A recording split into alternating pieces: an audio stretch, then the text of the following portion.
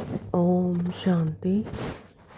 आज है 9 जनवरी 2026 की साकार मुरली से। बाबा कहते मीठे बच्चे। हाँ जी बाबा। ग्रेट ग्रैंडफादर अर्थात सर्वधर्म पिताओं का भी आदि पिता है प्रजापिता ब्रह्मा, जिसके ऑक्यूपेशन को तुम बच्चे ही जानते हो। बाबा ने कहा ग्रेट ग्रेट ग्रैंडफादर अर्थात सर्व धर्म पिताओं का भी आदि पिता कौन है? प्रजापिता ब्रह्मा। आदि पिता कहा जाता है ना प्रजापिता ब्रह्मा को, तो जिसके ऑक्यूपेशन को तुम बच्चे ही जानते हो। प्रश्न किया है कर्मों को श्रेष्ठ बनाने की युक्ति क्या है? उत्तर दिए इस जन्म का कोई भी कर्म बाप से छिपाओ नहीं। 63 जन्मों से भी कर्म करते आए लेकिन उनका तो पता नहीं, लेकिन इस एक जन्म के जो भी कर्म है तो वो बाप से छिपाओ नहीं। श्रीमत के अनुसार कर्म करो तो हर कर्म श्रेष्ठ होगा। सारा मदार कर्मों के ऊपर है। अगर कोई पाप कर्म करके छिपा लेते हो तो उसका 100 गुना दंड पड़ता। अगर कोई पाप कर्म किया और उसे छिपा लिया तो उसका 100 गुना दंड पड़ता। यानी देहभान में आकर कोई भी क्रियाकलाप किया और ऐसा किया जो कि श्रीमत के आधार पर नहीं है ना, तो बाबा कहते फिर उसका 100 गुना दंड पड़ेगा। तो पाप वृद्धि को पाते रहते और बाप से योग टूट जाता, फिर ऐसे छिपाने वालों के सत्यानाश हो जाती। इसलिए सच्चे बाप के साथ सच्चे रहो। करना क्या है? सच्चे सच्चे पिता के साथ सच्चा साथ सच्चे रहो। छिपाओ नहीं, सब कुछ बता दो। ओम शांति। ओम शांति बाबा। मीठे मीठे सिखलदे बच्चे यह तो समझते हैं इस पुरानी दुनिया में अब थोड़े दिन के ये हम मुसाफिर हैं। दुनिया के मनुष्य तो समझते हैं 40,000 वर्ष यहाँ और रहने का है ना। तो दुनिया में शास्त्रों में ऐसा लिख दिया है कि हजारों लाखों वर्ष के कल्प होता है, तो वो तो समझते हैं कि 40,000 यहाँ और रहने का है। तो बाबा कहते हैं कि तुम बच्चों को तो निश्चय है ना, यह बातें भूलो नहीं। यहाँ बैठे हो तो तुम बच्चों को अंदर में बहुत गद होना चाहिए, यानी खुशी होनी चाहिए। इन आँखों से जो कुछ देखते हो यह तो विनाश होने का है। इन आँखों से जो कुछ देखते हो यह तो विनाश होने का, यानी क्या है? अंदर हमारे आत्मा की अंदर की जो स्थिति अवस्था ही है ना, तो वो ही बाहर मैनिफेस्ट हो रहा है पूरा। तो जैसे जैसे अंदर सफाई होती जाएगी, आत्मा के अंदर की सफाई होती जाएगी, तो बाहर का भी ये जो तमो प्रधानता की दुनिया है ये सब भी विनाश हो जाएगी, यानी बाहर भी सफाई होगी। आत्मा तो अविनाशी है, यह भी बुद्धि में है। हम आत्मा ने पूरे 84 जन्म लिए हैं। अब बाप आया है ले जाने के लिए। तो पुरानी दुनिया जब पूरी होती है तब बाप आते हैं नई दुनिया बनाने। नई दुनिया से पुरानी, फिर पुरानी से नई दुनिया, इस चक्कर का तुम्हारी बुद्धि में ज्ञान है ना। कैसे नई दुनिया में आते हैं, फिर धीरे धीरे अपनी क्वालिटीज़ कम हो जाती है, अपने आप को ही भूल जाते हैं, तो फिर ये दुनिया धीरे धीरे पुरानी होती है। कोई भी नई चीज़ होती है धीरे धीरे यहाँ स्थूल दुनिया में भी पुरानी होती जाती है। तो ऐसे ही ये सृष्टि भी पुरानी होती जाती है। फिर पुरानी दुनिया से फिर बाबा आते हैं नई संगम युग पर, फिर से हमें अपनी स्मृति दिलाते हैं, अपने आत्मा की हाईएस्ट स्टेज पर पहुंचाते हैं। फिर नई दुनिया बनती की स्थापना होती है नई दुनिया की, है ना। तो इसी तरह से ये चक्र तुम्हारी बुद्धि में ज्ञान है, तुम्हारी बुद्धि में इस चक्र का ज्ञान है।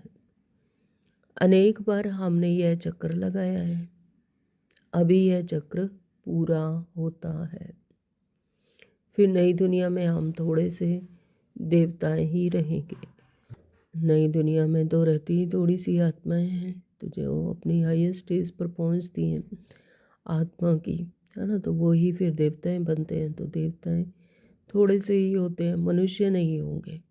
यानी मन की मत पर जो चलते हैं वो मनुष्य नहीं होंगे, वो द्वापर युग से आते हैं। तो अभी हम मनुष्य से देवता बन रहे हैं। अभी हम मन की मत पर चलने वाले से आत्मिक स्थिति में आते हैं, यानी यहाँ देवता बनते हैं। तो वह तो पक्का निश्चय है ना जी बाबा। तो बाकी कर्मों पर ही सारा मदार है। मनुष्य उल्टा कर्म करते हैं तो वह अंदर खाता जरूर है। तो कोई भी उल्टा कर्म करता है जो कि श्रीमत के आधार पर नहीं है, तो फिर अंदर ही अंदर खाता रहता है। उसे पता होता है कि ये गलत है, कॉन्शियसनेस उसे झंझोड़ती है। इसलिए बाप पूछते हैं, इस जन्म में ऐसे कोई पाप तो नहीं किए हैं? यह है ही छी रावण राज्य। यह भी तुम समझते हो? दुनिया नहीं जानती कि रावण किस चीज़ का नाम है। रावण क्या है? 5 विकार, काम, क्रोध, लोभ, मोह, अहंकार। तो रावण किस चीज़ को कहते हैं? वो सोचते हैं कि पुतला जलाते हैं, रावण कोई असुर है, उसे और ही बड़ा कर करके जलाते हैं और खुश होते हैं कि हमने उसको मार दिया, है ना। जो अंदर रावण बैठा हुआ है, जो 5 विकार है, उसको कोई नहीं जानते। तो बाबा कहते हैं दुनिया नहीं जानती कि रावण किस चीज़ का नाम है। बापूजी कहते थे राम राज्य चाहिए। बापूजी यानी महात्मा गांधी बापूजी कहते थे कि राम राज्य चाहिए, परंतु अर्थ नहीं समझते थे। अब बेहद का बाप समझाते हैं राम राज्य किस प्रकार का होता है। यह तो धुंधकारी दुनिया है।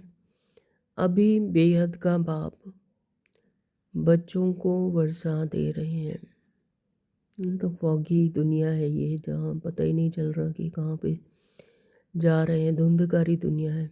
तो बाबा कहते हैं कि अभी बेहद का बाप बच्चों को वर्षा दे रहे हैं। अभी तुम भक्ति नहीं करते हो, है ना। भक्ति क्या है? महिमा थी, देवताओं की महिमा।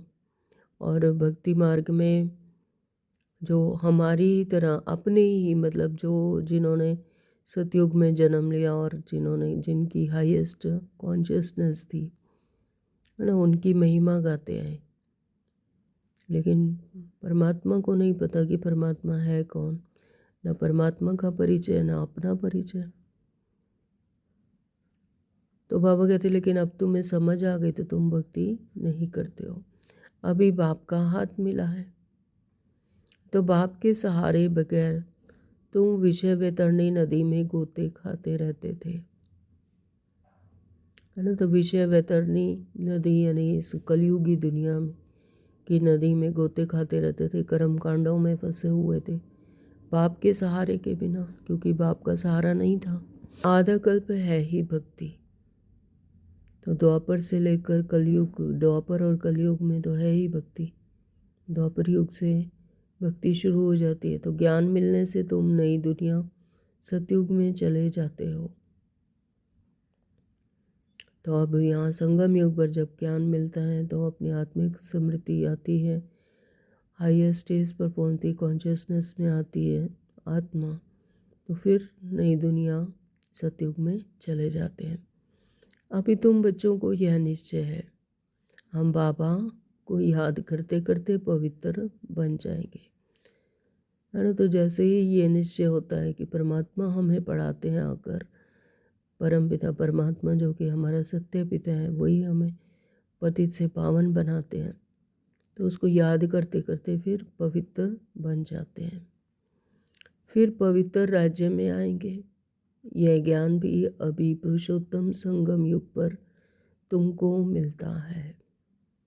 ये ज्ञान भी अभी कब मिलता है? जब संगम युग पर, जब कलयुग का एंड होता है और नई दुनिया का प्रारंभ होता है, उसके बीच का जो समय है सभी पुरुषों में उत्तम संगम युग, यह है पुरुषोत्तम संगम युग। जबकि तुम छीछी से गुलगुल, कांटों से फूल बन रहे हो। मैंने छीछी से गुलगुल यानी पतित से पावन बन रहे हो, कांटों से फूल बन रहे हो। कौन बनाते हैं? बाप, परमपिता परमात्मा। बाप को जाना है, हम आत्माओं को, ये वह बेहद का बाप है। लौकिक बाप को बेहद का बाप नहीं कहेंगे, तो पारलौकिक बाप आत्माओं के हिसाब से सबका बाप है। लौकिक भक्त तो एक जन्म का बाप है ना, तो हर जन्म जैसे जैसे शरीर धारण किए तो उस हिसाब से फिर लौकिक बाप मिले। लेकिन पारलौकिक बाप जो कि हम सब आत्माओं का एक सत्य पिता है। फिर ब्रह्मा का भी ऑक्यूपेशन चाहिए ना। तुम बच्चे सबका ऑक्यूपेशन जान चुके हो ना, तो अब हमें पता है कि परमपिता परमात्मा क्या करते हैं और ब्रह्मा बाबा के द्वारा हमें ज्ञान देते हैं। तुम बच्चे सबका ऑक्यूपेशन जान चुके हो। ब्रह्मा द्वारा स्थापना और विष्णु द्वारा पालना और शंकर द्वारा विनाश, तो ये है इनके ऑक्यूपेशन। तो विष्णु के भी ऑक्यूपेशन को जानते हो, कितना कितना सजा हुआ है। स्वर्ग का मालिक है ना, तो विष्णु के लिए कह रहे हैं बाबा के कितना सजा हुआ है। स्वर्ग का मालिक है ना, तो यह तो संगम का ही कहेंगे। मूल वतन, सूक्ष्म वतन, स्थूल वतन, वह भी संगम में आते हैं ना। बाप समझाते हैं पुरानी दुनिया और नई दुनिया का यह संगम है। अब पुरानी दुनिया खत्म होने को है, नई दुनिया का प्रारंभ होने को है, तो ये बीच का समय ये संगम है, जब आत्मा और परमात्मा का मिलन होता है, संगम होता है। पुकारते भी हैं हे पतित पावन आओ, तो पावन दुनिया है नई दुनिया और पतित दुनिया है पुरानी दुनिया। यह भी जानते हो बेहद के बाप का पार्ट का भी पार्ट है, तो बेहद के बाप का भी पार्ट है। इस संगम युग पर नूंद है ड्रामानुसार, तो वो उसी समय पर आते हैं और हमें जागृति देते हैं और ज्ञान की श्रीमत देते हैं, ज्ञान आत्मा की स्मृति जगाते हैं, अपने सत्य स्वरूप में लाते हैं। तो ये भी बाप का पार्ट है। क्रिएटर डायरेक्टर है ना, सब मानते हैं, जरूर उनकी कोई तो एक्टिविटी होगी ना। उनको आदमी नहीं कहा जाता है, तो परमात्मा को तो आदमी नहीं कहा जाता। वो 5 तत्वों का ये शरीर नहीं लेते, जन्म मरण में नहीं आते, वो तो है ही बिंदु स्वरूप। कल भी बताया बाबा ने कि आत्मा भी उतनी ही छोटी है, एक बिंदु स्वरूप है। जैसे कि आत्मा वैसे ही परमात्मा, तो उनको तो शरीर नहीं है, लेकिन उनको शरीर नहीं, वो शरीरधारी नहीं होते, उनको अपना शरीर नहीं है। बाकी सबको या तो मनुष्य या देवता कहेंगे, है ना। तो जो यहाँ पर सृष्टि चक्कर पर है, अगर वो द्वापर कलयुग में है तो मनुष्य, और अगर सतयुग और त्रेता में है तो देवता कहेंगे। शिव बाबा को तो ना देवता ना मनुष्य कह सकते हैं, वो शरीरधारी नहीं है, इसलिए ना तो उन्हें देवता कहेंगे ना मनुष्य कह सकते हैं। वो तो सुप्रीम है, ज्ञान का सागर है, क्योंकि उनको शरीर ही नहीं है। तो यह तो टेम्परेरी लिया है, यानी ब्रह्मा बाबा का जो टेम्परेरी शरीर लिया है, अवतरण होते हैं उसमें। खुद कहते हैं मीठे मीठे बच्चों को मैं शरीर बगैर राजयोग कैसे सिखलाऊं। तो हमें देहभान की आदत पड़ी हुई है 63 जन्मों से। अब हम तो शरीर के बिना जब तक अपनी जागृति नहीं आती, जब तक अपना सत्य स्वरूप नहीं आता, और इस शरीर के ऑर्गन्स द्वारा ही सुनते हैं, समझते हैं बुद्धि द्वारा, है ना। तो बाबा कहते हैं मीठे मीठे बच्चों को मैं शरीर बगैर राजयोग कैसे सिखलाऊं।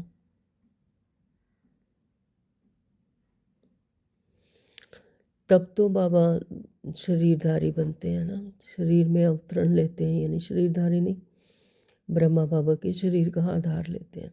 तो मुझे मनुष्य के ठीकर भीतर में कह दिया है। हाँ, तो बाबा कहते हैं कि मुझे ठीकर भीतर में कह दिया, सर्वव्यापी कह दिया। तो बाबा को ये बात पसंद नहीं।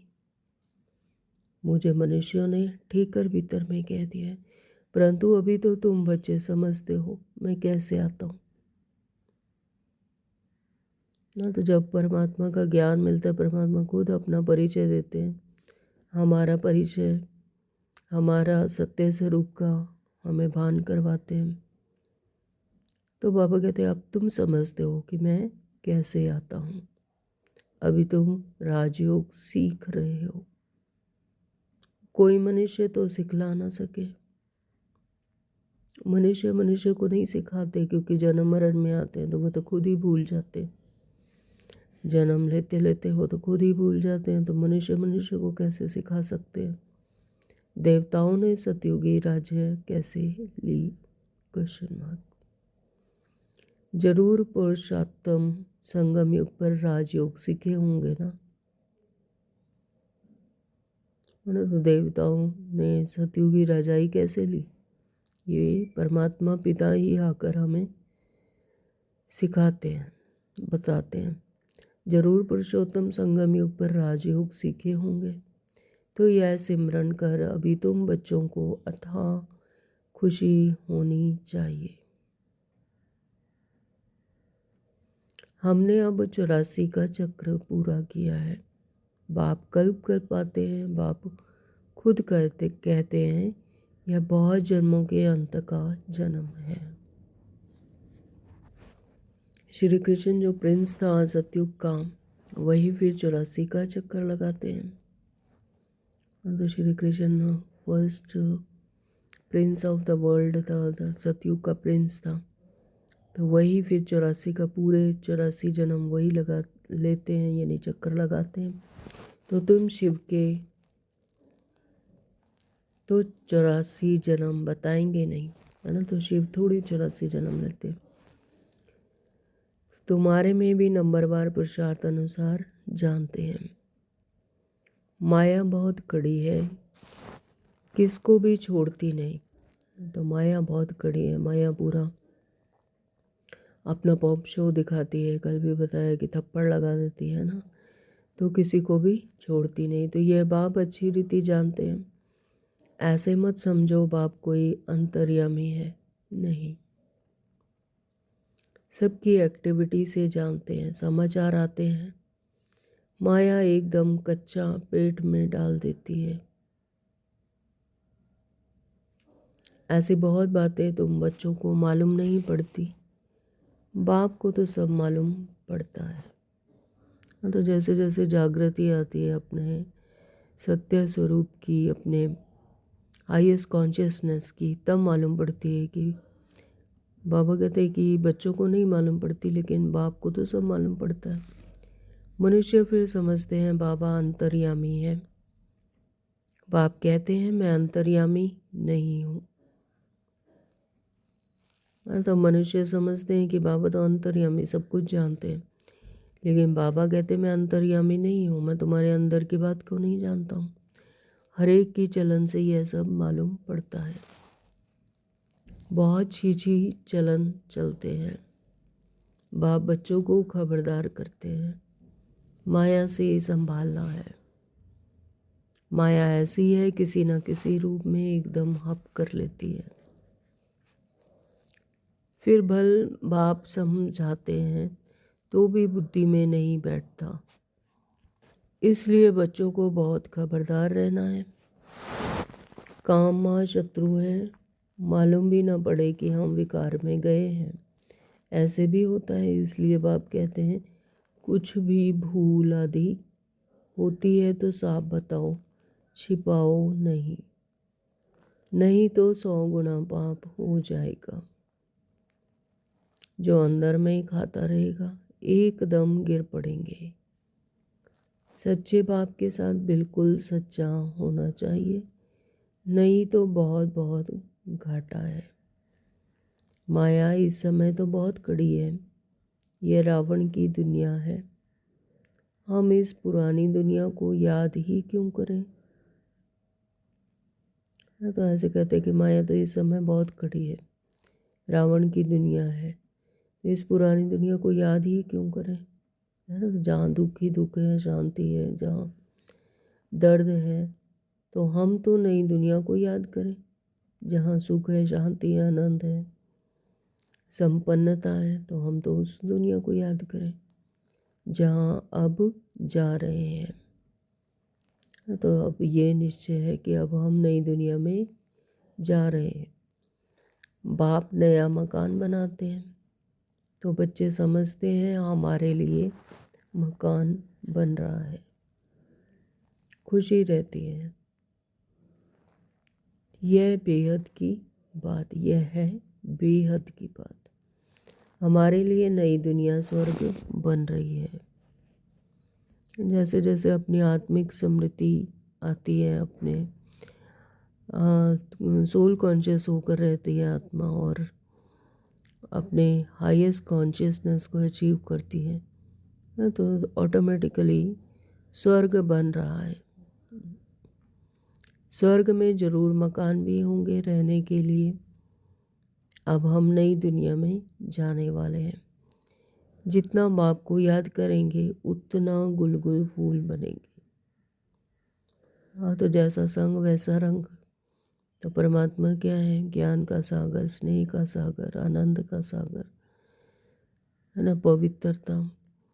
तो बाप को जितना जितना याद करेंगे उतना गुलगुल फूल बनेंगे, तो उतना हम भी वैसा ही बनते जाएंगे।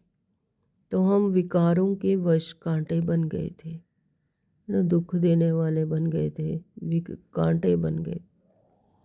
कांटे से क्या मिलता है? दुख मिलता है ना। तो कांटे और फूल का बाबा ने उसको कंपैरिजन किया उससे। हम विकारों के वश बनकर कांटे बन गए थे, यानी दुख देने वाले। तो बाप जानते हैं माया आधा को तो एकदम खा जाती है। तुम भी समझते हो, जो नहीं आते हैं वह तो माया के वश हो गए ना।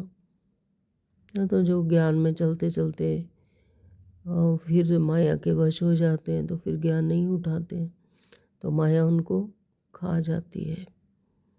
बाप के पास तो आते नहीं, ऐसे माया बहुतों को हप कर लेती है। कल भी बताया ना कि बाबा तो अपनी तरफ मुंह करते हैं, लेकिन माया अपनी तरफ मुंह फेर लेती है ना, अपनी तरफ खींच लेती है, गिरा देती है, तो बहुतों को हप कर लेती है। बहुत अच्छे अच्छे कह जाते हैं, हम ऐसे करेंगे, यह करेंगे, हम तो यज्ञ के लिए प्राण देने को तैयार है ना। तो ऐसे ऐसे भी कहते हैं।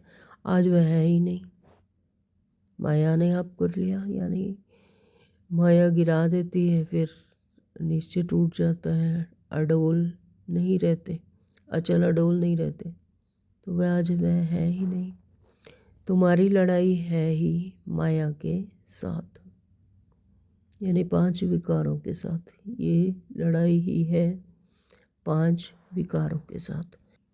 दुनिया में यह कोई नहीं जानते माया के साथ लड़ाई कैसे होती है। हर एक की, हर एक आत्मा के अंदर एक लड़ाई, महाभारत चल रहा है, अपने ही संकल्पों से, संस्कारों से, है ना, विकारों से। तो अभी तुम बच्चों को बाप ने ज्ञान का तीसरा नेत्र दिया है, जिससे तुम अंधियारे से सोचने में आ गए हो। तो बाप ने अभी हमें क्या दिया है? ज्ञान का तीसरा नेत्र दिया है। ज्ञान का तीसरा नेत्र मिलता है, वो समझ खुलती है, तो फिर जैसी दृष्टि वैसी सृष्टि, है ना। तो जैसे ज्ञान का तीसरा नेत्र दिया है, तो फिर वैसे समझ आना शुरू हो जाता है। जैसा चश्मा, जिस रंग का चश्मा पहनेंगे तो फिर बाहर वैसे ही नज़र आना शुरू हो जाता है। तो सेम ऐसे ही ज्ञान का तीसरा नेत्र मिलता है, तो फिर अंधियारे से सोचने में आ गए हो। आत्मा को ही यह ज्ञान नेत्र देते हैं। तब आप कहते हैं अपने को तुम आत्मा समझो, बेहद के बाप को याद करो। भक्ति में तुम याद करते थे ना, कहते भी थे आप आएंगे तो बलिहार जाएंगे। 63 जन्मों से परमात्मा को पुकारते आए कि हे परमात्मा आओ हमें दुखों से लिबरेट करो, हे दुख हरता सुख करता, है ना। तो सुखों को दो और दुखों को हरो। तो कहते थे आप आएंगे तो हम बलिहार जाएंगे। कैसे बलिहार जाएंगे ये थोड़ी ही जानते थे। बलिहार जाना क्या है? परमात्मा को याद करना। अभी तुम समझते हो हम जैसे आत्मा थे वैसे हैं, वैसे बाप भी हैं। तो अभी भी हम जानते हैं कि जैसे हम आत्मा हैं सेम ऐसे ही परमात्मा भी आत्मा ही है, लेकिन वो सुप्रीम है ना। हाईएस्ट कॉन्शियसनेस में ही रहते हैं और जन्म मरण में नहीं आते हैं। वैसे ही बाप भी हैं। जैसे आत्मा छोटी सी बिंदु है वैसे ही परमात्मा भी छोटी सी बिंदी है। बाप का है अलौकिक जन्म।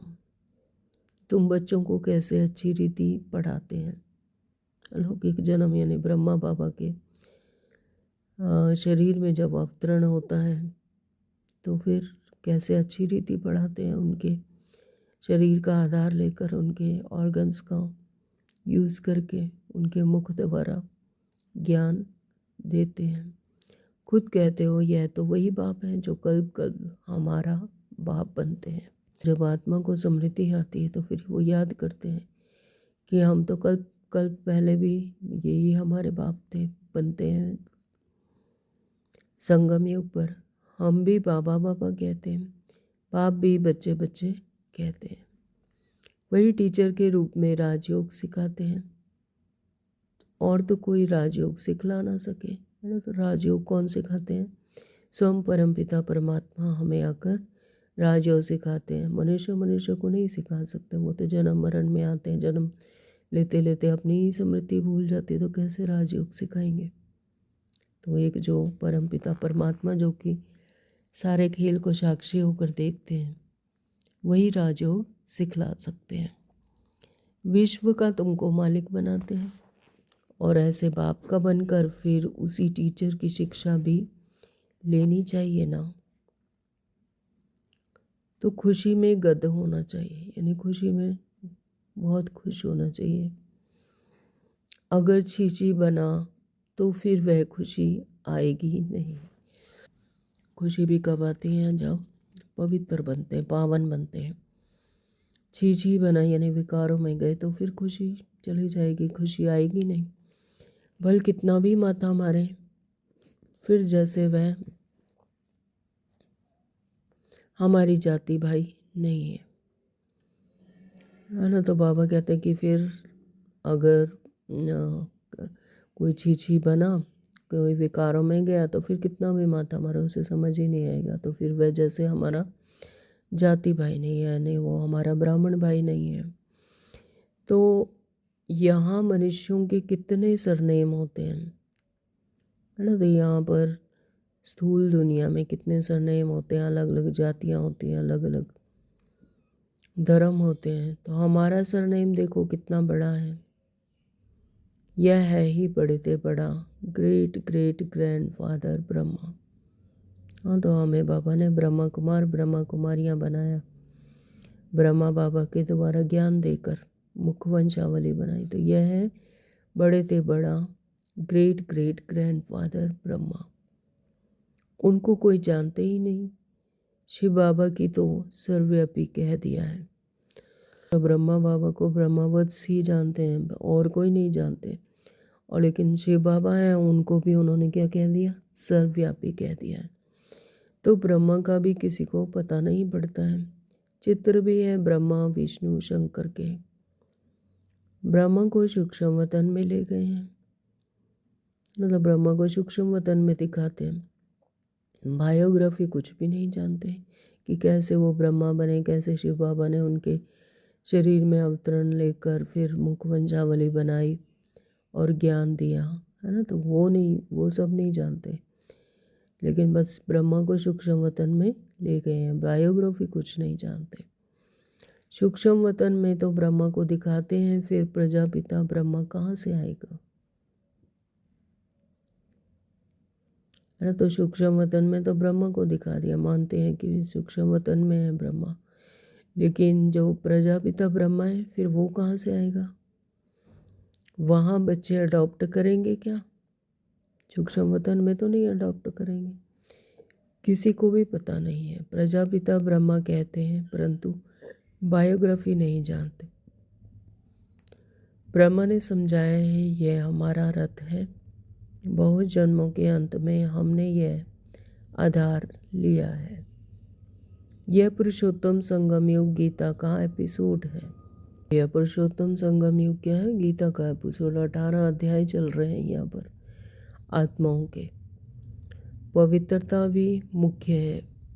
पतित से पावन बनना कैसे है, यह दुनिया में किसी को भी पता नहीं है। साधु संत आदि कभी ऐसे नहीं कहेंगे कि देह सहित सबको भूलो। हाँ, तो साधु संतों तो खुद ही उनको अपने आत्मिक सत्य स्वरूप का नहीं पता है ना। तो वो साधु संत तो फिर ऐसे तो नहीं कहेंगे कि देह सहित सबको भूलो, देह भान में ही रहते हो। तो एक बाप को याद करो तो माया के पाप कर्म सब भस्म हो जाएंगे। कोई गुरु ऐसे नहीं कहेंगे, कभी नहीं कहेंगे, क्योंकि वो यथार्थ रीति नहीं जानते, परमात्मा का परिचय नहीं है, अपने आत्मिक सत्य स्वरूप का परिचय नहीं है ना। तो वो ऐसे कह भी नहीं सकते। कैसे परमात्मा को याद करो तो माया के पाप कर्म सब भस्म हो जाएंगे। कोई गुरु ऐसे कभी नहीं कहेंगे। अच्छे कर्म करने को कहते हैं और परिवर्तन करने के लिए कहते हैं, लेकिन वो जो पुराने पाप कर्म है वो कैसे भस्म होंगे और कैसे परमात्मा पिता के सानिध्य में रहकर कनेक्शन जोड़ते हैं वो नहीं पता है ना। तो बाप समझाते हैं यह ब्रह्मा कैसे बनता है। छोटेपन में गावड़े का छोरा था, 84 जन्म लिए हैं, फर्स्ट से लेकर लास्ट तक। तो नई दुनिया तो फिर पुरानी हो जाती है ना। ब्रह्मा कैसे बना? ब्रह्मा जब शिव बाबा ने उनके शरीर में, उनके पुराने शरीर में आकर अवतरण लिया तब वो ब्रह्मा बने,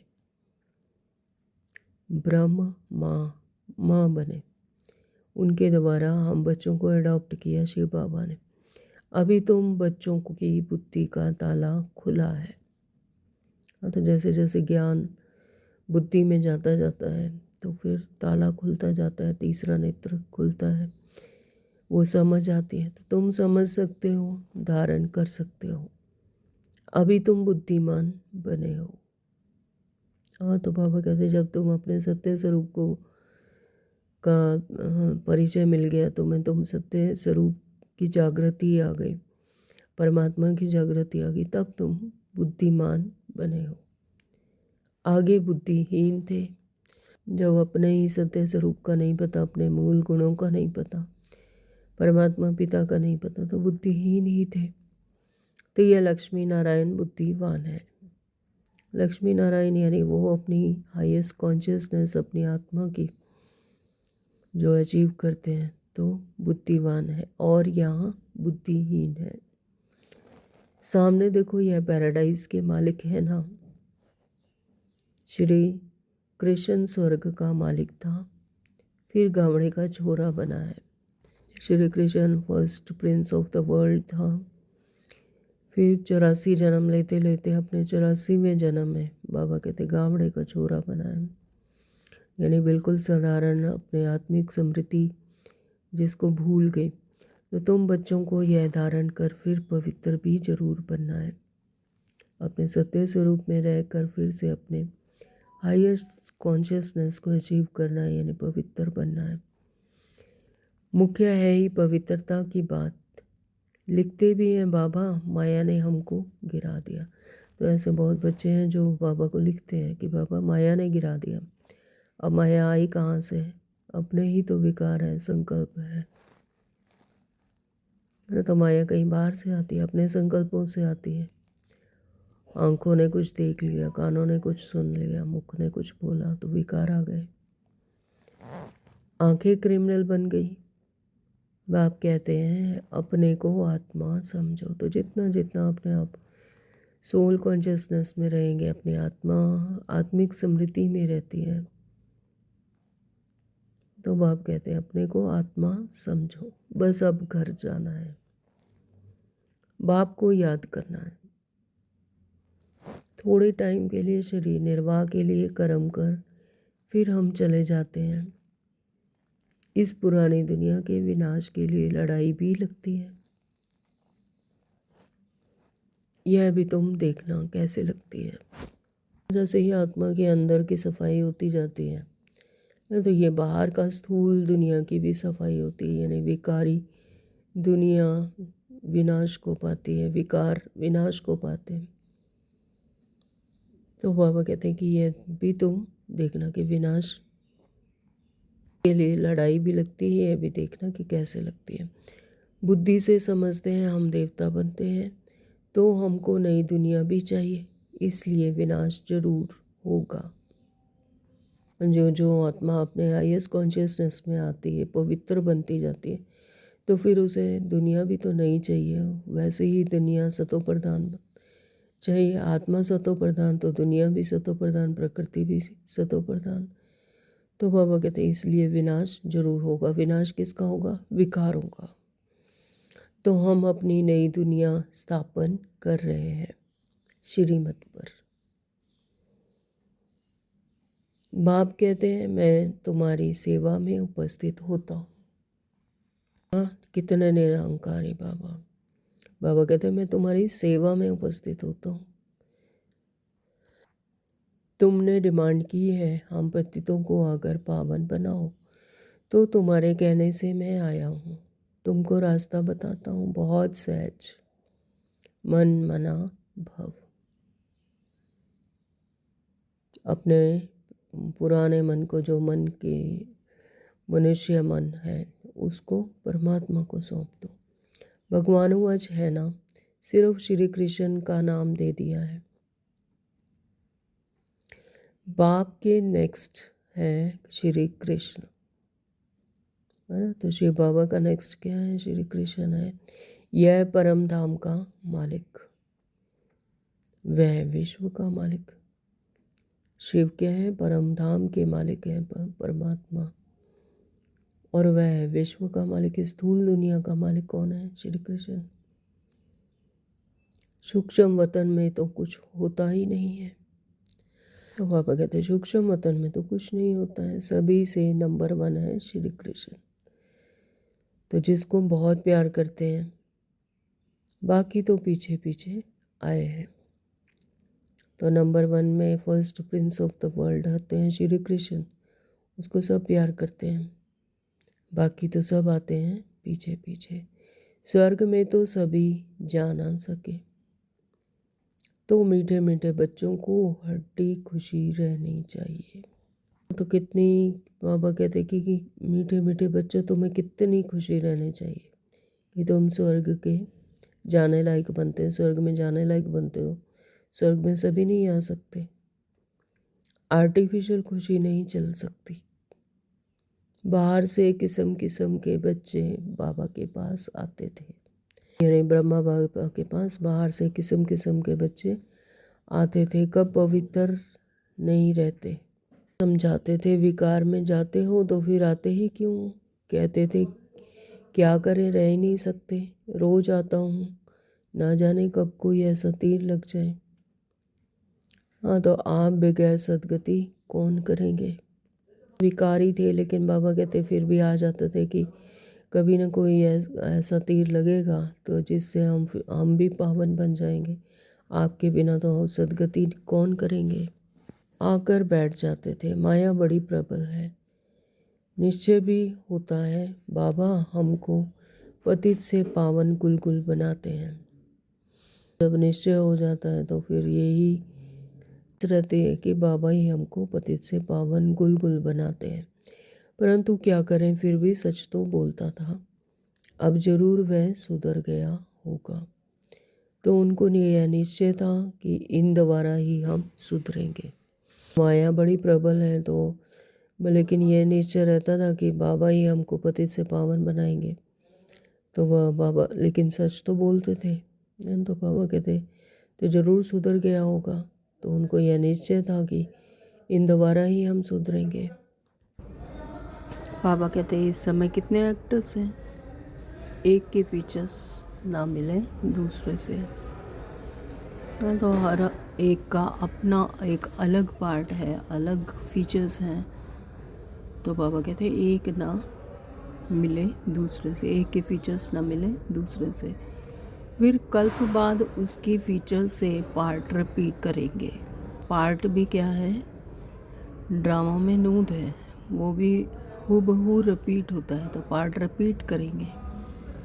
आत्माएं तो सब फिक्स है ना, सभी एक्टर्स बिल्कुल एक्यूरेट पार्ट बजाते रहते हैं, कुछ भी फर्क हो नहीं सकता है ना। तो यहाँ पर कल भी बाबा ने बताया कि 1 सेकंड का भी फर्क नहीं है, तो कुछ भी फर्क नहीं हो सकता। हूबहू वैसे ही रिपीट होता है, जैसे एक कल्प रिपीट होता है अगले कल्प भी सेम ऐसे ही हूबहू रिपीट होता है। सभी आत्माएं अविनाशी हैं, लेकिन आत्माएं जो हैं वो अविनाशी हैं, उनमें पार्ट भी अविनाशी नोंदा हुआ है, जो पार्ट है वो भी अविनाशी है। तो कितनी समझाने की बातें हैं, कितना समझाते हैं फिर भी भूल जाते हैं। तो बाबा रोज़ समझाते हैं, फिर बाबा कहते कितना समझाते हैं फिर भी भूल जाते हैं, समझा नहीं सकते। यह भी ड्रामा में होना है। हर कल्प रजाई तो स्थापन होती ही है, सतयुग में आते ही थोड़े हैं, थोड़े ही हैं, सतयुग में तो थोड़े ही आते हैं, सो भी नंबरवार, जिसका पुरुषार्थ उस अनुसार नंबरवार यहाँ आते हैं। यहाँ भी नंबरवार है ना, एक का पार्ट एक ही जाने, दूसरा कोई जान नहीं सकता। तो जिसका जो पार्ट है उसे ही निभाना है, तो दूसरा उसके बारे में कोई नहीं जान सकता। अच्छा, मीठे मीठे सिकलदे बच्चों प्रति माता पिता बाप दादा का याद प्यार और गुड मॉर्निंग। रूहानी बाप की रूहानी बच्चों को नमस्ते। हम रूहानी बच्चों के रूहानी माता पिता बाप दादा को याद प्यार गुड मॉर्निंग, नमस्ते जी, नमस्ते जी, शुक्रिया मेरे मीठे बाबा, आपका बहुत बहुत शुक्रिया। धारणा के लिए मुख्य सार में नंबर 1 बाबा ने कहा सच्चे बाप के साथ सदा सच्चा रहना है। सच्चे बाप के साथ सदा सच्चा रहना है। बाप पर पूरा पूरा बलिहार जाना है। 63 जन्मों से पुकारते हैं बाबा को, तो अब सम्मुख है तो बलिहार जाना है। ज्ञान को नंबर 2 बाबा ने कहा ज्ञान को धारण कर बुद्धिवान बनना है। अंदर से हड्डी जिगरी खुशी में रहना है, यानी बहुत खुशी में रहना है। कोई भी श्रीमत के विरुद्ध काम करके खुशी गुम नहीं करनी है। श्रीमत के विरुद्ध गए तो फिर खुशी गुम हो जाएगी, तो कोई भी ऐसा काम नहीं करना है जो श्रीमत के विरुद्ध है, नहीं तो खुशी गुम हो जाएगी। वरदान दिया बाबा ने ड्रामा की पॉइंट्स के अनुभव द्वारा सदा साक्षीपन की स्टेज पर रहने वाले अचल अडोल भव। हाँ, तो ड्रामा की पॉइंट के अनुभव पर, ड्रामा क्या है, एक्यूरेट है, हर कोई अपना रोल हूबहू वैसे ही निभा रहा है जैसा कि कल पहले हुआ था ड्रामा अनुसार, है ना। तो साक्षीपन की स्टेज पर रहने वाले अचल अडोल भव, ड्रामा के पॉइंट के जो अनुभवी हैं वे सदा साक्षीपन की स्टेज पर स्थित रहे, एक रस अचल अडोल स्थिति का अनुभव करते हैं। तो जिनका ड्रामा पर पूरा निश्चय है, अनुभवी हैं, तो वो सदा क्या करते हैं, साक्षीपन की स्टेज पर स्थित रहते हैं। साक्षी होकर अपने भी रोल को और दूसरों के भी रोल को देखते हैं। फिर उसमें कोई क्यों क्या कैसे का क्वेश्चन नहीं, एक रस अचल अडोल स्थिति का अनुभव करते हैं। जो कुछ हो रहा है एक्यूरेटली हो रहा है। तो ड्रामा के पॉइंट की अनुभवी आत्मा कभी भी बुरे में बुराई को न देख अच्छाई ही देखेगी। जिनका पूरा ड्रामा पर पूरा निश्चय है, ये स्मृति है कि हम आत्मा है और ये सब हमारा रोल चल रहा है, बुराई में भी बुराई ना देखकर अच्छाई ही देखेगी। अर्थात स्व कल्याण का रास्ता दिखाई देगा। बुराई होते हुए भी बुराई नहीं दिख रही, अच्छाई दिख रही है, तो वो स्व कल्याण का रास्ता दिखाई देगा। अकल्याण का खाता खत्म हुआ। अकल्याण कब होता है? जब तेरा मेरा बॉडी कॉन्शियसनेस में आ जाते हैं, तो अकल्याण का खाता खत्म हुआ। कल्याणकारी बाप के बच्चे हैं, कल्याणकारी युग है। परमात्मा क्या है? कल्याणकारी। कल्याणकारी बाप के बच्चे हैं तो कल्याणकारी युग है। इस समय सम्मुख है परमात्मा। तो इस नॉलेज और अनुभव की अथॉरिटी से अचल अटोल बनो। ड्रामा पर पूरा निश्चय रख आत्मिक स्मृति में रहे। तो इस नॉलेज और अनुभव की अथॉरिटी से अचल अडोल बनो। स्लोगन दिया बाबा ने, जो समय को अमूल्य समझकर सफल करते हैं वह समय पर धोखा नहीं खाते। ये समय संगम युग का समय बहुत अमूल्य है, तो बाबा कहते हैं इसको समझकर सफल करते हैं जो, तो वो समय पर धोखा नहीं खाते। ओम शांति। आज के अव्यक्त चाह रहे हैं, इस अव्यक्त मास में बंधन मुक्त रह जीवन मुक्त स्थिति का अनुभव करो। ज्ञान खजाने द्वारा इस समय की ही मुक्ति जीवन मुक्ति का अनुभव करना है। जो भी दुख और अशांति के कारण हैं, विकार हैं, उनसे मुक्त होना है। अगर कोई विकार आते भी हैं तो विजयी बन जाना है। ज्ञान खजाने द्वारा यहीं पर मुक्ति और जीवन मुक्ति का अनुभव यहीं करना है। ठीक है, परम धाम की स्थिति और जीवन मुक्ति सतयुग की स्थिति, दोनों को यही अनुभव करना है। जो भी दुख और अशांति के कारण है, विकार हैं, उनसे मुक्त होना है। अगर कोई विकार आते भी हैं तो विजयी बन जाना है, हार नहीं खानी है। अनेक व्यर्थ संकल्प और विकल्प विकर्मों से मुक्त बनना। व्यर्थ संकल्प कहाँ से आते हैं? बॉडी कॉन्शियसनेस है ना। तो जितना जितना आत्मिक स्मृति में रहते हैं, ये स्मृति रहती है कि मैं आत्मा हूँ। फिर व्यर्थ संकल्प और विकल्पों से उपराम, विकर्मों से उपराम। बाबा कहते हैं अनेक व्यर्थ संकल्प और विकल्प विकर्मों से मुक्त बनना, यही जीवन मुक्त अवस्था है। यही जीवन मुक्त अवस्था है, जीवन में रहते हुए भी मुक्त अवस्था। आत्मा का अपने मन बुद्धि संस्कार पर पूरा कंट्रोल, ये है जीवन मुक्त अवस्था। ओम शांति। Thank you Baba.